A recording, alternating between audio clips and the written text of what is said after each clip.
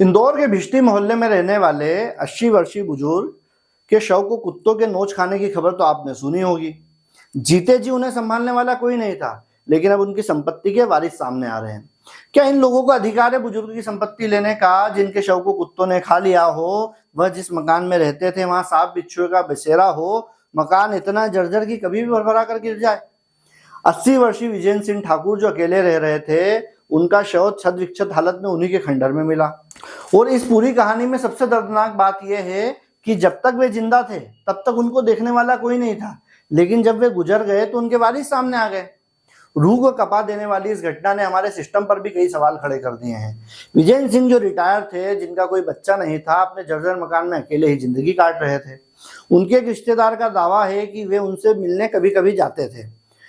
3 दिन पहले जब वह पहुंचे तो मकान में बदबू आ रही थी। उन्होंने पड़ोसियों को बुलाया, दरवाजा तोड़ा। जब अंदर जाकर देखा तो अंदर का मंजर दिल दहला देने वाला था।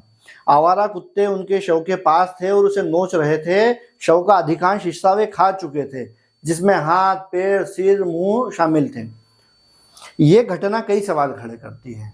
क्या ये वारिस जो प्रॉपर्टी के लिए सामने आ रहे हैं, इस संपत्ति के वाकई में हकदार हैं? क्या उन्हें जीते जी वीरेंद्र सिंह को अपने घर में रखने या कम से कम एक केयर टेकर का इंतजाम करने का फर्ज नहीं था? मानवता क्या पूरी तरह मर चुकी है? एक इंसान को इस हालत में मिलना जहां उसके शरीर को कुत्ते नोच खाएं और अपने दूर हों, ये कैसी इंसानियत है? जो मकान कभी भी गिर सकता था, वहां एक बुजुर्ग को अकेले छोड़ देना, क्या यह प्रशासन की नाकामी नहीं है? क्या प्रशासन ऐसी जगहों की सुध नहीं लेना चाहिए?